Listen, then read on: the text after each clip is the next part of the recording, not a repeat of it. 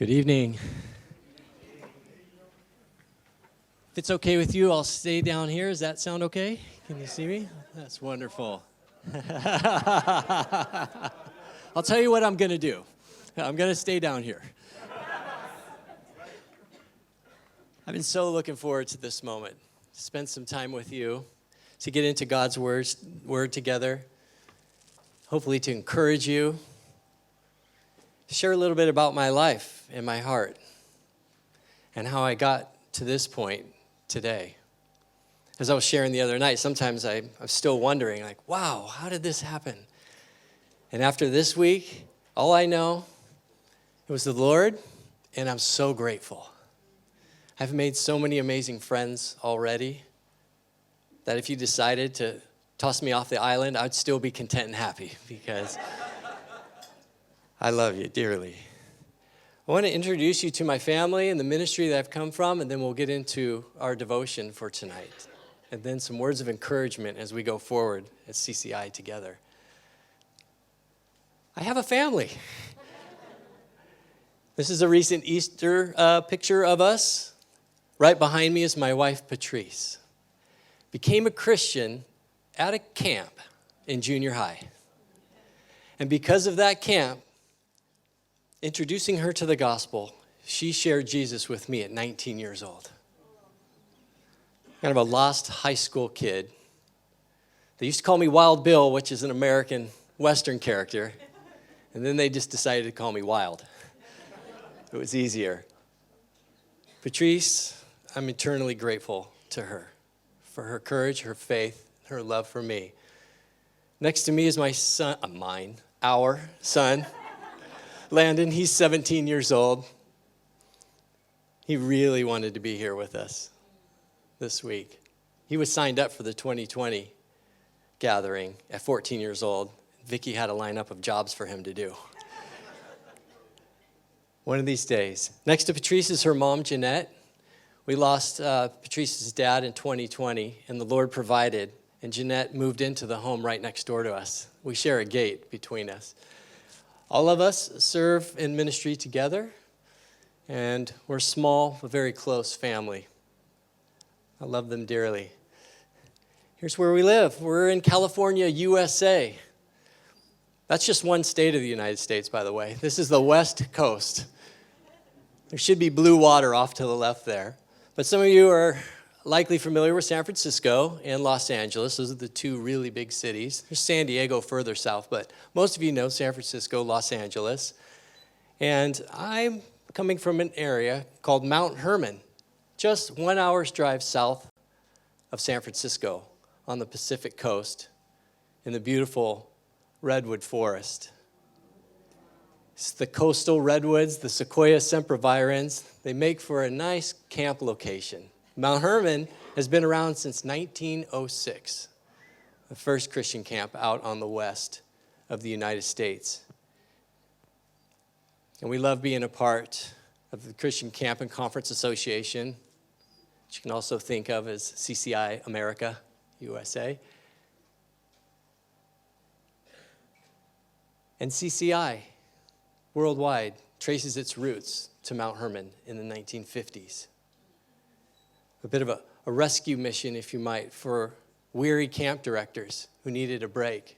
So someone had the insight from the Lord to say, let's just gather and retreat and encourage each other. Don't give up. The harvest is still plenty, and we've got you.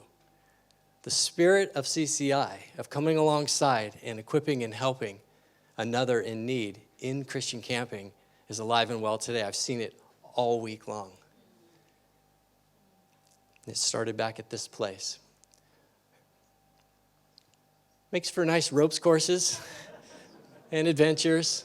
We're grateful to be situated just 35 minutes away from the Silicon Valley.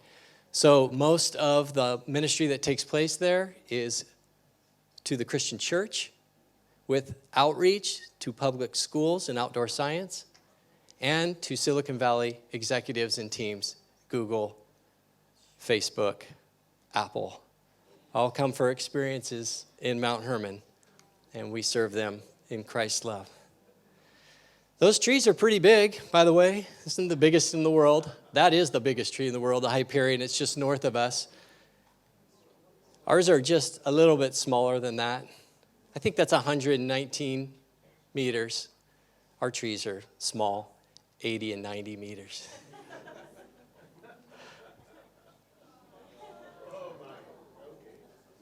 Gives you a little scale of that.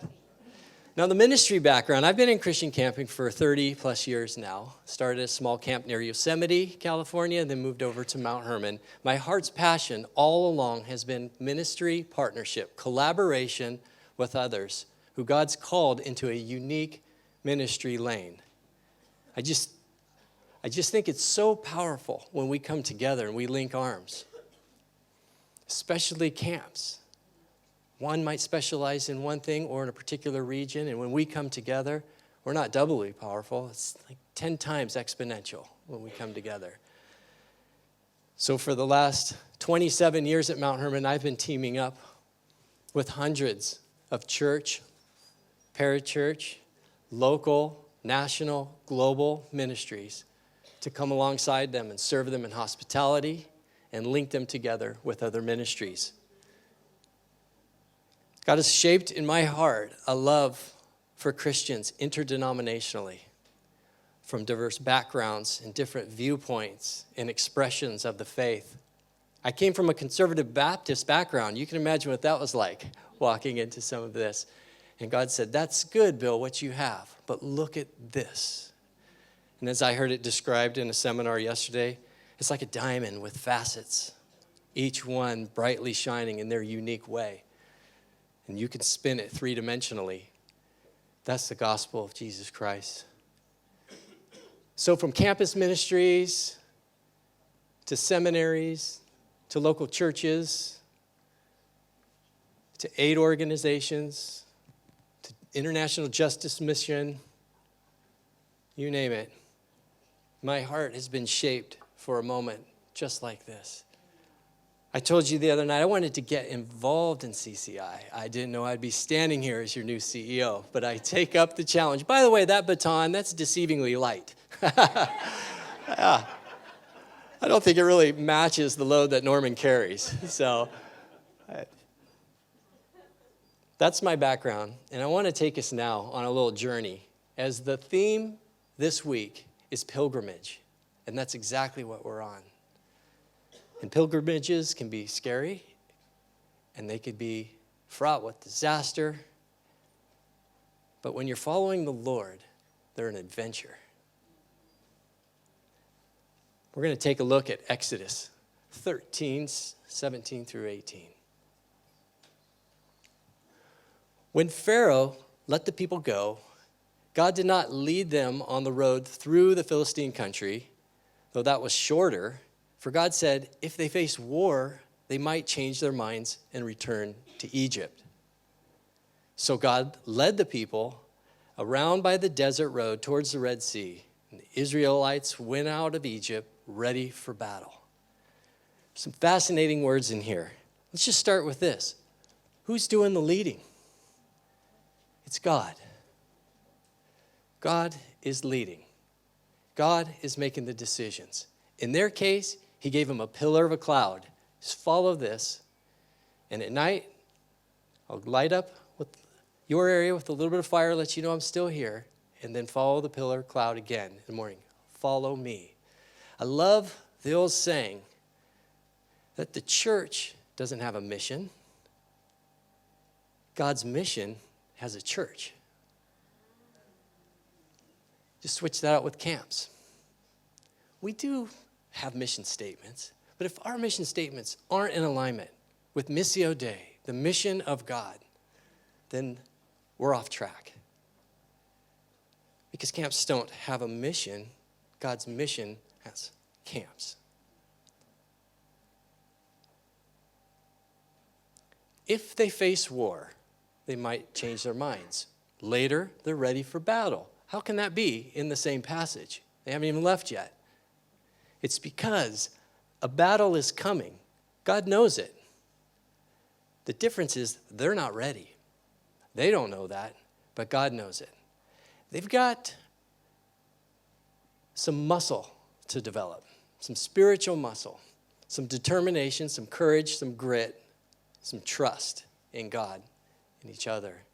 That is yet to happen. So instead of taking these good folks on a very direct route, which is a straight shot up to the promised land, look at the red line. That's the wild course he led them on. All down, around, up, and over. We'll call that the scenic route, okay? Let's go back to California. I really want you to come visit sometime. Love this place. I think you'd like it too. Half of California is moving out right now because of the politics, but come on in. You know, we love you. It's a beautiful state. If you want to get from San Francisco to Los Angeles, ask anyone in California who knows anything, and they'll give you a couple of routes to take. If your goal is to get to Disneyland from San Francisco, then everyone's going to send you right down the middle of the state on Interstate 5. And why is that? It's the most direct route. 385 miles, 75 miles an hour, suggested. About 5.5 hours. Just a straight, fast drive. There's another option. Goes in the Central Valley, cuts over to the coast, back in again, and eventually makes its way down to Los Angeles. It's US 101. A little farther, 420 miles, 70 miles an hour, about 6.5 hours. I actually like this route. It's pretty cool because there's a little more to see on it. Watch the far left over there. You can take this green route, wrapping all the way down the coast. See how slow it's going? It does take forever. It's called California Highway 1. 475 miles, about 50 miles an hour or less behind a giant RV, 9.5 hours to get down to Los Angeles. It doesn't really make sense to take that route when you've got this beautiful road. Interstate 5, directly through the land of the Philistines, with a McDonald's and plenty of petrol. Everything you need. Straight shot, fast as you can go. Stop once for a Big Mac, a little bit of gas, and you're there. If you have that, why in the world would you ever take this?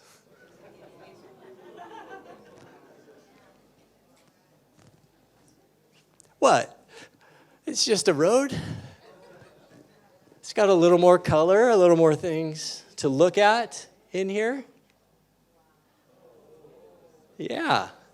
It's a little windy. It's going to be slower. It's longer. You know that it's a much longer distance. You would take this road, camp people, because this road's awesome. Pure and simple, an awesome, awesome road. It's not a perfect road. I heard a great word today. It's perilous. This you can count on every single winter. And by the way, when there's a sinkhole or a slide like that, it doesn't tell you you have 30 seconds before the road goes. It's you just go. Everywhere along the coast is threatened by this. We just don't know when and where or how. It's perilous. That's the winter time. Summertime, oh, that's just a little campfire.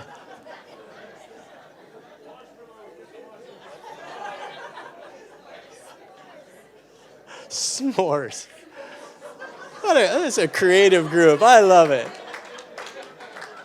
I am with the right people.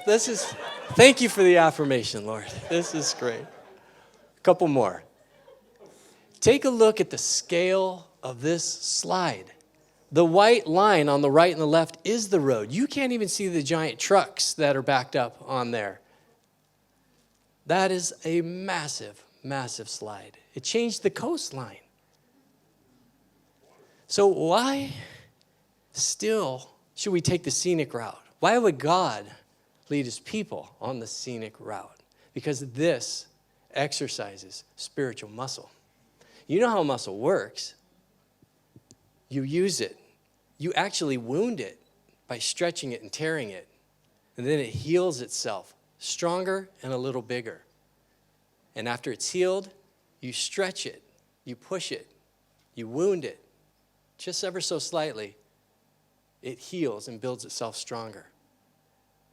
Fortitude, determination, grit, trust comes from experiences like this. Because we serve a God who can make a way where there is no way. Giant landslide, we'll build a road right through it.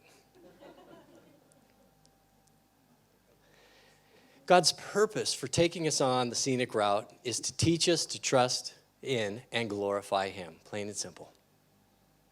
To trust in and glorify him. He's intentional about everything he does for your benefit and for his glory.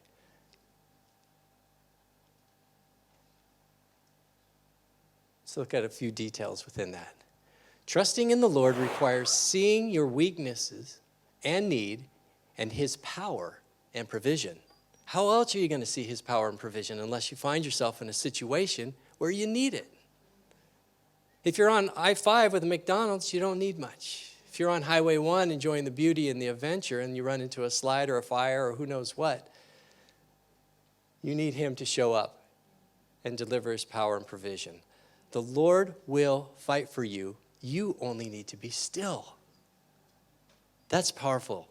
You have to let that really sink in. The Lord will fight for you, not come alongside of you and help you out. He's going to fight for you, so just be still. Watch his power and provision at work. And trusting in the Lord requires remembering that he always keeps his promises. That day the Lord saved Israel from the hands of the Egyptians. You know how he did that? He took a body of water that was an impossible impasse, an impossible way forward, and he made a way. If that doesn't strengthen your spiritual muscle and your trust in him, I don't know what does. And when we trust in the Lord, he gets the glory and we get the blessings. And when the Israelites saw the mighty hand of the Lord displayed against the Egyptians, the people feared the Lord and put their trust in him and in Moses, his servant. The fear of the Lord. Are we scared? No. Fear of the Lord is a fountain of life. The fear of the Lord is just being awe-inspired at the power and the love and the promise and the commitment of our God. It means we put our full trust in him and not in the other voices. We may still trust people, but we don't trust anything or anyone like we do the Lord. And you know what that does? It sets you free.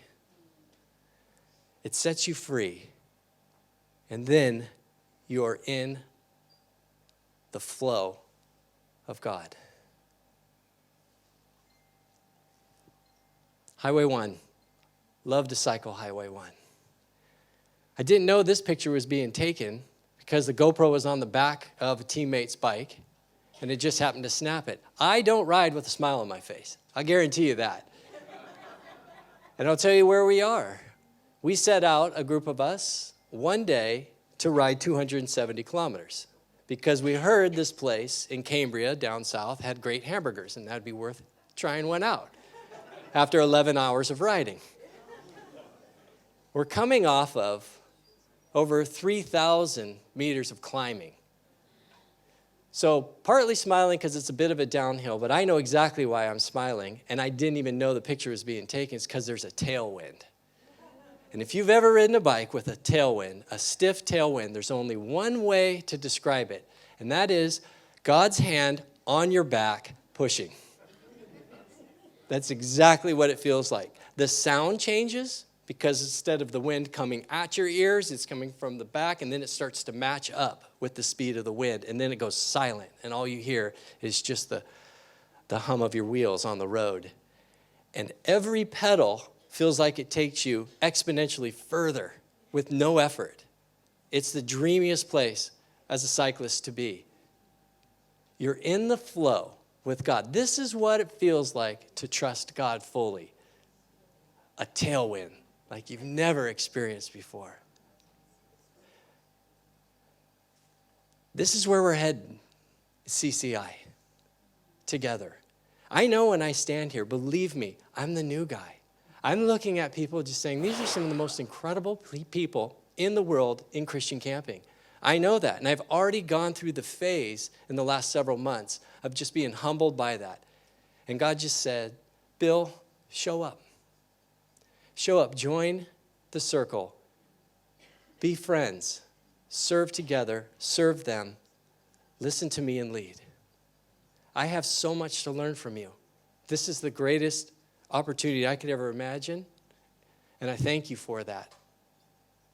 And for beginning to put some trust in me, not more than you put in the Lord, but to go forward as we flow together. And I have to show you some of my heart here too, because nothing besides our trust in God is more important to me than our Christian unity.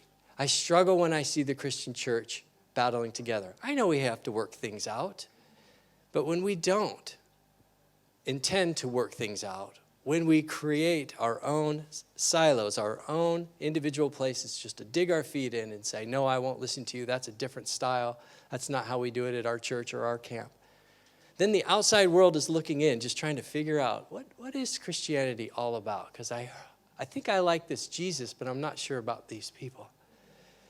But Christian camping, some of my most favorite people in the world, because you do this better than anyone else, showing Christian community and genuine love to each other. So I'm going to take us on a quick journey that's tied in to the pilgrimage in Exodus, but I'm going into the New Testament for a second. Paul's words to the Philippians out of the Message translations, Philippians 2.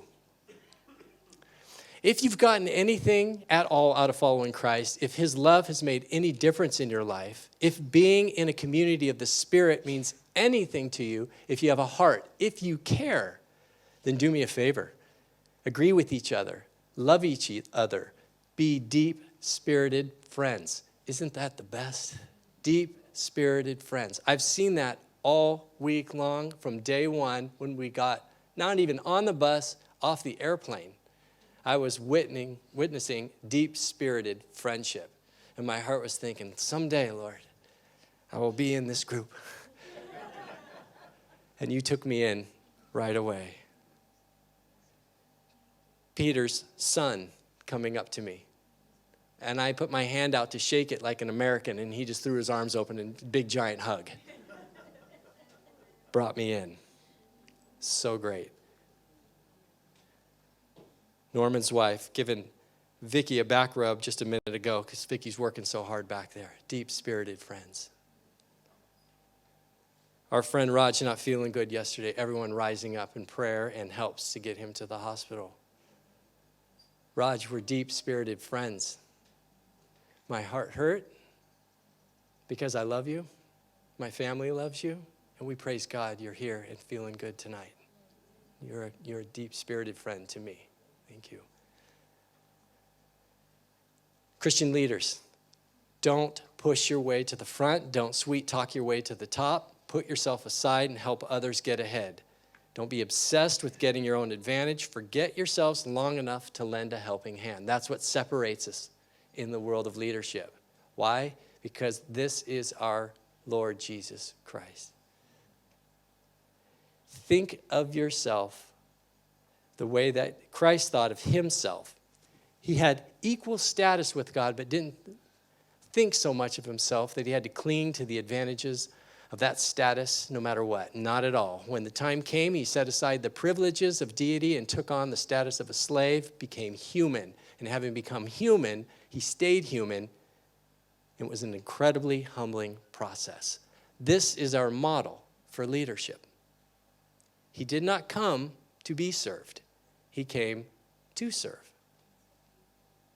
That's what we do in camp. This is what you're modeling. This is the way you lead. I've seen it this week, and I already know that's what's happening back home.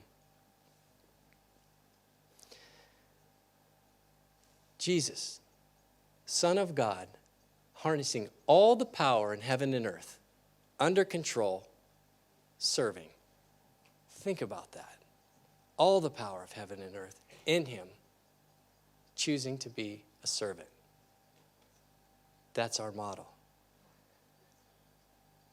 God's purpose for taking us on the scenic route, what he's going to do, is to teach us to trust in and glorify him. Christian camping is about to enter the most important phase of its history. There's 30 plus countries represented here. There's officially 195 recognized right now. If we doubled this to 60, we're still getting there. And the world needs camps more than ever. The anxiety, the disconnect, the inside digital, virtual world is coming in so strong.